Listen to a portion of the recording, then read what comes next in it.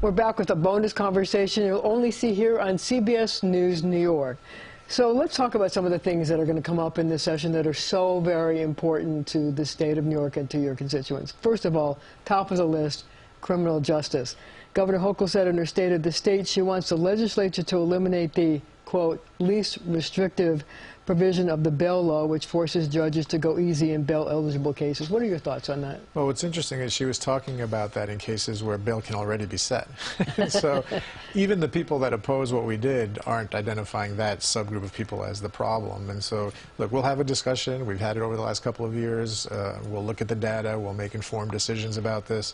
But if you're talking about repeat offenders, which a lot of people do, that's already covered and bail is eligible. This is the misinformation that's been going on this issue. So do you need a PR campaign? Because, you know, the whole idea of bail reform being blamed for like everything in New York got a lot of credibility during the governor's race and may have contributed to the fact that it was such a close race. So do you feel pressure to do something to make the voters feel that you dealt with the issue? We do things differently in this state senate, so we're not going to do things just because there's pressure from our opponents to do it if it's not the right thing to do. We're not going to lock people up who don't deserve to be locked up, or disproportionately hold people in jail because they don't have money, which is how the bail system has been working, just because Lee Zeldin or someone is making an issue out of it. We'll look at the data. If the data justifies a change, we'll make it. If it does not, we won't.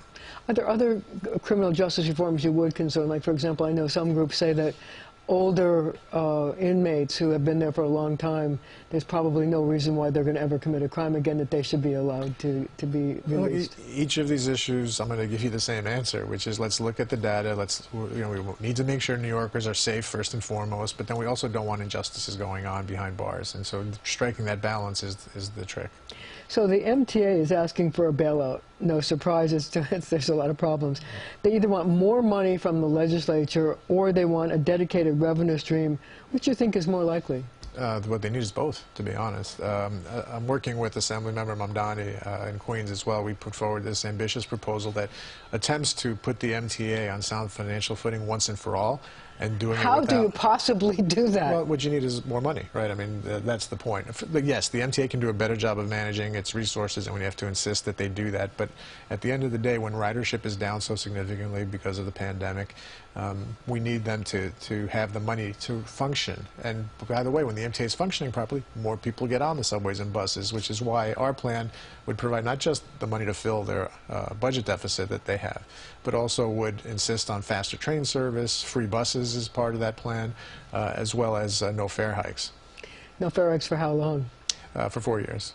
People are going to love you for that. Yeah. So if there has to be a new tax that's a dedicated revenue stream for the MTA, do you have any favorites, like things that you think that might be passed that would be dedicated to go to the MTA to help plug their gap?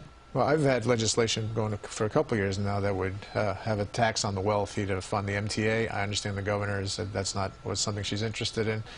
So what we wanted to do in this proposal, we didn't identify a specific stream. We wanted to make that part of the budget conversation overall. There is some ability to take existing resources and allocate them to the MTA. This entire proposal would be about 1.5% of the current state budget. But also we will need to find new revenue from somewhere. Where that is, we can have a conversation. So Liz Krueger, the finance chair of the Senate, suggested to me here on the show that maybe a tax on companies that provide fuel might be an idea. Is that something you would consider? I'm open to any ideas that make sense and that would help. And by the way, when you fix the subways, it's not just the people who ride the subways who would benefit. It's also the employers who those employees are going back to work in their offices, and we want to encourage them to get back on the subways. So this is something that is a benefit not just to the people physically on the mass transit, but for everybody in the city. So let's talk about what steps the legislature could take to ease the financial burden on working families, like tying the minimum wage to inflation. Good idea, bad idea? Great idea. We would have loved to do that even earlier, and I'm glad the governor has made that a priority. Energy discounts for low-income people? Of course, absolutely. Suspension of the gas tax? Not so much. Look, it's a question of priorities. We did temporarily suspend the gas tax when the prices were through the roof. It seems things have stabilized now, at least relative to where they were. But these are all conversations we're going to have. My colleagues have different opinions than I do. There's 42 of us in the majority, so we'll hash it out and work with the governor and the assembly. Is there anything that you can do in terms of the rates set by the power companies to try to get them to reduce it? Well, for one thing, we cannot approve their requests for rate hikes, so that's a start, and that is something that Is that a legitimate thing to do? Of course it's a legitimate thing to do. When you look at the amount of money that they are throwing at their executives while simultaneously asking ratepayers for more, there's definitely the ability to pare back rate increase requests and find some of that money internally. As somebody who has to use power from Con Ed, I'm saying right on. Thank you, Marcia. I shouldn't endorse it, but I got to tell you, I think consumers across the state are feeling the pinch, and especially this winter because of winter, heating costs.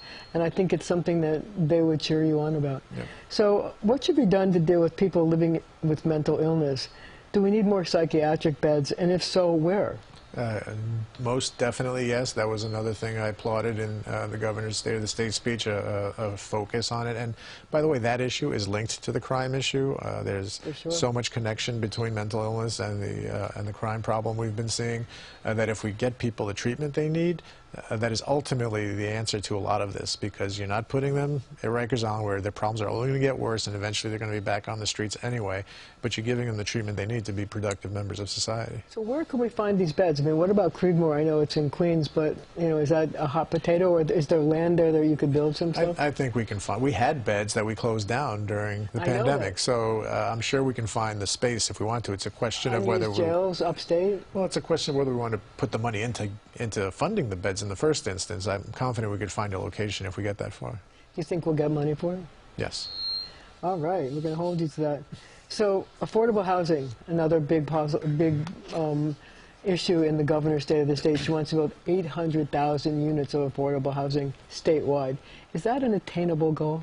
I hope so. We need it, as long as it's truly affordable. What we've seen in New York and the city particularly is they talk about affordable housing units, and then no one can afford to actually pay for what they call affordable in these buildings. So do you have to give some tax benefits to developers to do this? I'm not against that, so long as the affordable units are truly affordable and we have protections for tenants in their existing homes. Because there's two things we need to do: create more space for people, working people, to live and be able to afford to live in the city, but also protect the people that currently have homes from being evicted.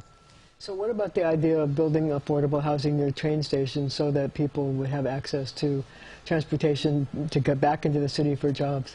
That's a question, I think, particularly in the suburbs, is what the governor is focused on, and because in the city we already have lots of development around subways. They also are talking about building them on the new. There's some new stations they're building in the Bronx for them. That's true.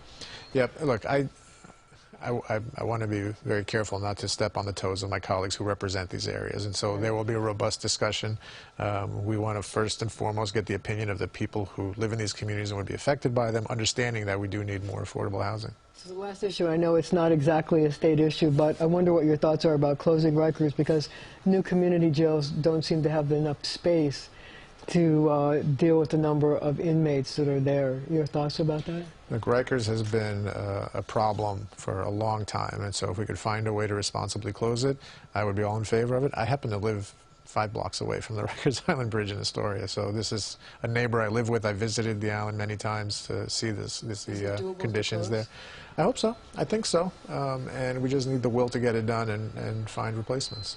Okay, well, thank you for joining me, and I thank you also for joining me as well. Thanks a lot. Thanks so much.